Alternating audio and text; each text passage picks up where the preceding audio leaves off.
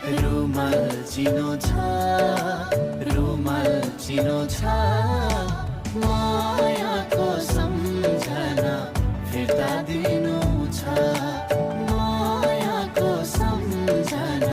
Namaste, Merinom with Resahu from Philippines. Right now, I'm going to react a very requested music video from today, which entitled Futu Ferima 2. So yes, in the part 1 of this, it was really a heart-touching music video because her wife just treated her something like animal. He tied him, and it makes me really cry in that moment. So yes, I don't make reaction video on that, but I just seen the video, the part 1 of this video. So guys, it's really pursue me to watch the part 2 of this. So I can't wait to watch this. Let's start watching.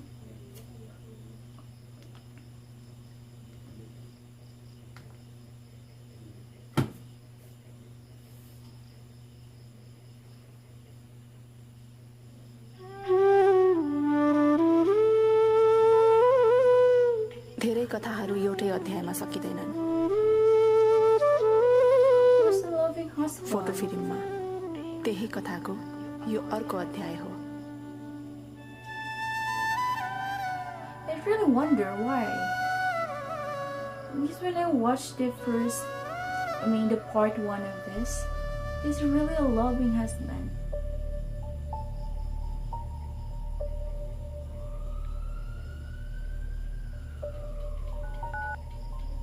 So this is the result. Hello doctor बादल. Doctor Anjali, तपाईले मानसिक अस्पतालबाट ल्याएर उपचार गराइरहनु भएको बिरामीको case मैले study गरेँ. विगत 8 महिनादेखि ऊ कोमामा रहेछ. उसको अवस्था एकदमै अन्यलपूर्ण छ डाक्टर. अनि अर्को कुरा, बिरामीको जुनसुकै बेला होस आउन सक्छ. होसमा आएपछि ऊ छिनछिनमा मुर्छा पर्न सक्छ.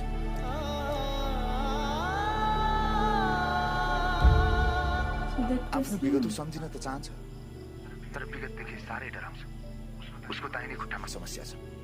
खुट्टा नचल्न पनि सक्छ. याद गर्नुहोस्, उसको विगतको झल्का आउने कुनै पनि कुरा उसले नदेखोस्. केस झनै सिरियस हुन सक्छ. हस् डाक्टर. डाक्टर, तपाईको बिरामीको होस आएको छ.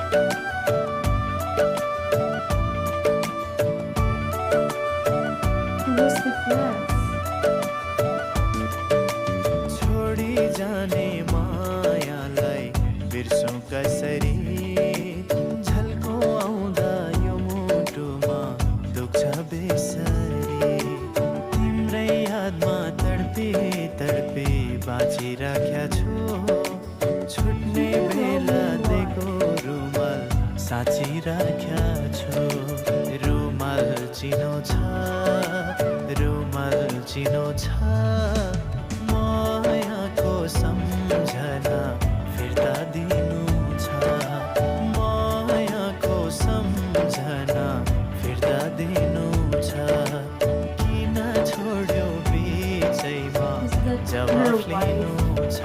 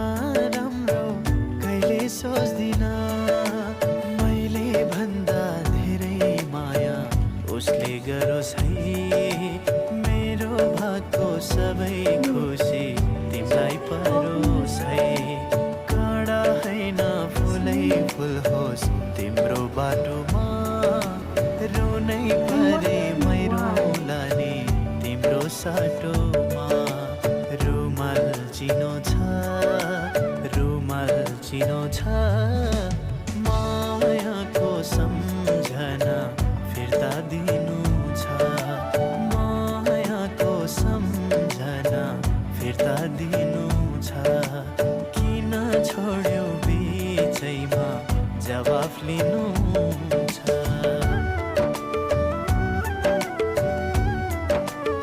गरिब परिवारकी छोरी र म धनी परिवारको छोरा हाम्रो उमेर त मिल्दैन तर प्रेम बस्यो हाम्रो प्रेम सम्बन्ध थाहा पाएर मेरो बुवाले गुन्डा लाएर सुरक्षालाई कुट्न लगाए त्यसपछि हामी भाग्ने क्रममा यहाँ आइपुग्यौँ यो माया भन्ने चिज यस्तै रहेछ यो हस्पिटलमा पनि एउटा यस्तो व्यक्ति छ जसलाई मायाले नै रुवायो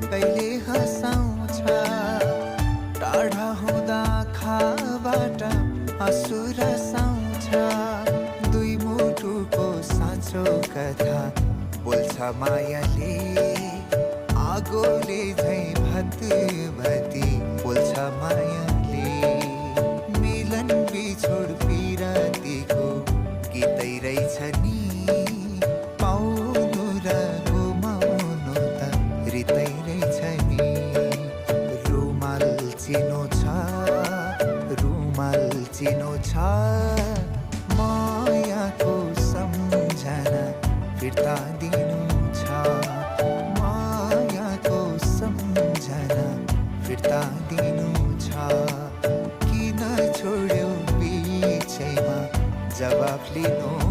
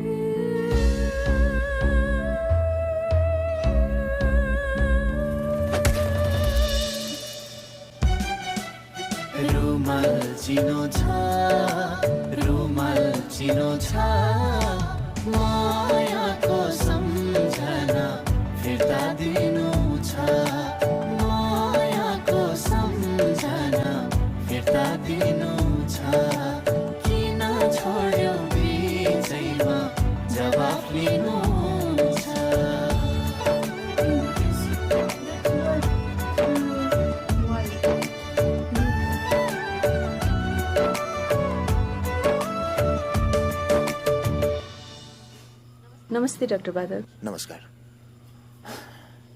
आखिर मैले जे नहोस् भनेको त्यही नै भयो। डाक्टर अञ्जली, रिपोर्ट एकदमै खराब आएको छ। त्यो घटना देखेपछि उहाँको दिमागी हालत झनै बिग्रिएको छ। उहाँको दिमागबाट पुरानो कुराहरू सबै इरेज भइसक्यो। वाट? यो के भन्नुहुँदैछ डाक्टर बादल? हो, विगतका कुनै पनि कुराहरू अब उहाँले याद गर्न सक्नुहुन्न। अब यसको उपचार नेपालको एक मात्रै ठाउँमा छ। डाक्टर अञ्जली, म हजुरलाई केही कुरा सोध्न सक्छु? हजुर भन्नुहोस् न। उहाँलाई जुन मान्छेले यो हालतमा पुर्यायो नि, त्यो मान्छे अहिले कहाँ छ?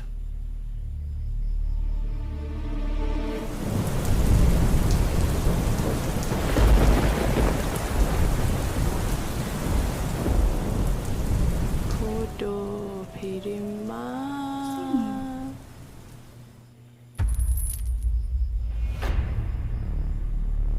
कहिले मिलन कहिले बिछोड माया प्रेममा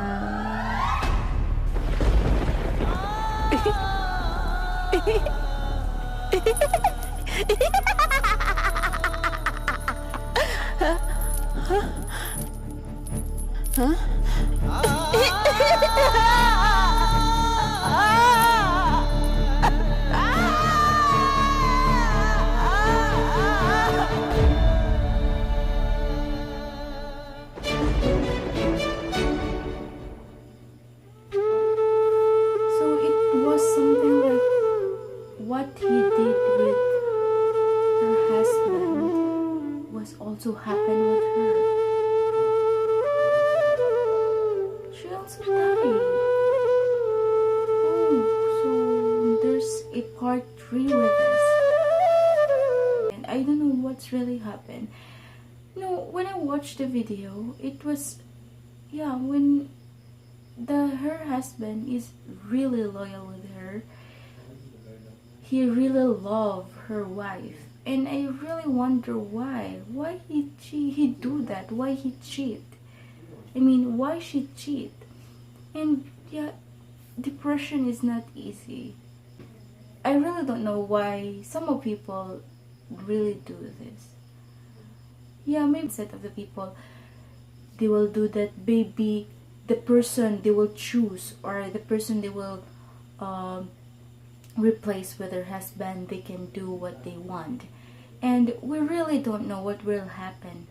Something like this video, she really don't know that will happen to her. So yeah, this is the reason why many people afraid to fall in love again, because they are afraid to break their hearts again. Once they broke their hearts already, they will generalize all the people.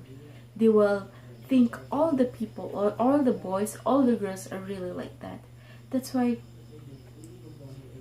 this is really hard, because I know there are some people, something like this boy in the video, that he's really loyal with their wife. And but nowadays I don't know if love still exists in this world. One word I can say is never cry to the person who doesn't know the value of your tears. So guys, that's all for today, and I hope that you will learn something from this video. So once again, I'm Maria Teresa. God bless you and have a nice day.